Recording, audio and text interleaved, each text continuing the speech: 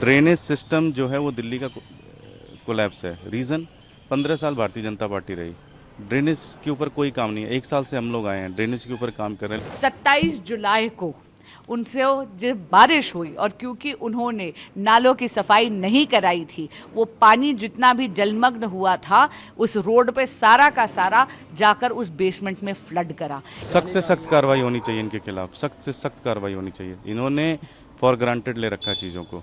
इन बच्चों की मौत की जिम्मेदारी पूरी की पूरी तरह स्थानीय विधायक माननीय दुर्गेश पाठक जी की है और केजरीवाल जी की निकम्मी सरकार की है। ड्रेनेज सिस्टम जो है वो दिल्ली का कोलैप्स है। रीज़न 15 साल भारतीय जनता पार्टी रही, ड्रेनेज के ऊपर कोई काम नहीं है। 1 साल से हम लोग आए हैं, ड्रेनेज के ऊपर काम कर रहे हैं। लेकिन मैं किसी ब्लेम गेम में नहीं जाना चाहता हूँ। मैं चाहता हूँ इसकी जांच हो और जो भी जिम्मेदार उसके खिलाफ सख्त से सख्त कार्रवाई हो। आपने कहा बीजेपी 15 साल शासन में रही, बीजेपी के लोग कल वहाँ पे पहुंचे थे, बांसुरी स्वराज, वीरेंद्र सचदेवा, वो लोग सीधे तौर पे आप लोगों पे आरोप लगा रहे हैं। सचदेवा और बांसुरी स्वराज ने आपका नाम लेकर कहा कि एमसीडी के प्रभारी हैं दुर्गेश पाठक, लेकिन किया क्या इतने सालों में? देखिए, वो राजनीति करेंगे, उसकी राजनीति में नहीं जाना, सलूशन पे जाना है। सलूशन यही है कि जब तक आप इस तरह के बेसमेंट के ऊपर बहुत एक्शन नहीं लेंगे, स्ट्रॉन्ग एक्शन नहीं लेंगे, तब तक ये चीज़ें होती रहेंगी, चलती रहेंगी।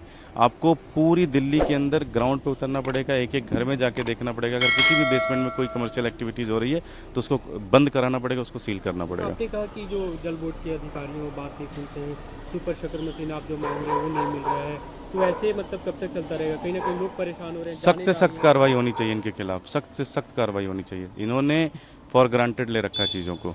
मतलब कैसे कार्रवाई होगी? आपको क्या लगता है कि अब क्या कुछ किया जाना चाहिए इस मामले में? डिस्कस करते हैं मिनिस्टर एंड सारे लोगों से, इनके खिलाफ से सख्त कार्रवाई होनी चाहिए। क्योंकि मैं अभी 20-25 दिन पहले मैं मिल के आया हूँ जल बोर्ड के सीईओ से, एमसीडी के ऑफिसर से मिल के आया हूँ। आप मेरे उसमें फेसबुक पे चले जाइए, ट्विटर पे चले जाइए, मैंने सारी जगह फोटोग्राफ्स डाल के पब्लिक की हुई है। कंप्लीट जब तक ये नहीं होगा तब तक कोई भी, आप समझिए, कई जगहों पे सीवर्स ब्लॉक हैं, कई जगहों पे सीवर टूटी हुई हैं, उनको चेंज करने की ज़रूरत है और कोई एक्शन नहीं ले रही है। ये बात आरोप प्रत्यारोप की नहीं है। मैं आपको बता रही हूँ, 22 जुलाई 2024 को माननीय विधायक दुर्गेश पाठक जी के संज्ञान में ये मुद्दा लाया गया था। तब उन्होंने बहुत ही व्यंग करते हुए ये ट्वीट ज़रूर कर दिया, लेकिन कोई एक्शन नहीं करा।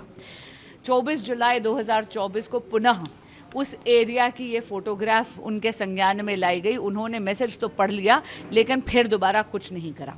27 जुलाई को उनसे जब बारिश हुई और क्योंकि उन्होंने नालों की सफाई नहीं कराई थी, वो पानी जितना भी जलमग्न हुआ था उस रोड पे सारा का सारा जाकर उस बेसमेंट में फ्लड करा। इन बच्चों की मौत की जिम्मेदारी पूरी की पूरी तरह स्थानीय विधायक माननीय दुर्गेश पाठक जी की है और केजरीवाल जी की निकम्मी सरकार की है। एमसीडी आम आदमी पार्टी की गवर्नेंस में है, दिल्ली जल बोर्ड आम आदमी पार्टी की गवर्नेंस में है। ड्रेन साफ करने का पूरा कार्यभार केजरीवाल सरकार का है, रोड्स की मरम्मत का कार्यभार केजरीवाल सरकार का है। मुझे ये बताइए, जब राजेंद्र नगर में विधायक आम आदमी पार्टी का है, पार्षद आम आदमी पार्टी का है, इन सब डिपार्टमेंट्स के ऊपर, इन सब पे अधिकार क्षेत्र भी आम आदमी पार्टी का है, तो इस नाले की सफाई क्यों नहीं हुई? ये एक ऐसी ट्रेजेडी थी जो बिल्कुल और कंप्लीटली अवॉइडेबल थी। सौरभ भारद्वाज ने एक ट्वीट किया है, उन्होंने एक वीडियो दिखाया जिसमें वे सीएस को इसे लेकर अपनी तरफ से बात करें कि डिसेल्टिंग नहीं हुई।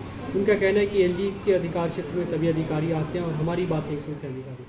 सौरभ भारद्वाज जी क्या इतने लाचार मंत्री हैं दिल्ली सरकार के? मैं उनसे पूछना चाहती हूँ, ये तो मुद्दा ट्रांसफर पोस्टिंग का है ही नहीं। अगर आप कॉन्स्टिट्यूशनल जजमेंट भी देख लें सुप्रीम कोर्ट की, तो बाकी सारे के सारे डिपार्टमेंट तो केजरीवाल सरकार के नीचे ही है ना। जब दिल्ली जल बोर्ड उनके नीचे है, एमसीडी उनके नीचे है, जब पूरी की पूरी सड़क मरम्मत करने का, डिसिल्टिंग का काम उनके नीचे है, तो वो काम क्यों नहीं करवाते? उनका पूरा का पूरा फोकस केवल अधिकारियों के ट्रांसफर पोस्टिंग पे क्यों है? और मैंने कहा ना, 1 दशक से यहाँ पर सत्ता तो भोग रहे हैं, लेकिन जब दिल्ली के लिए काम करने की बारी आती है तो केवल बहाने बनाते हैं या फिर अपने निष्कर्मता के लिए लाचारी व्यक्त करते हैं।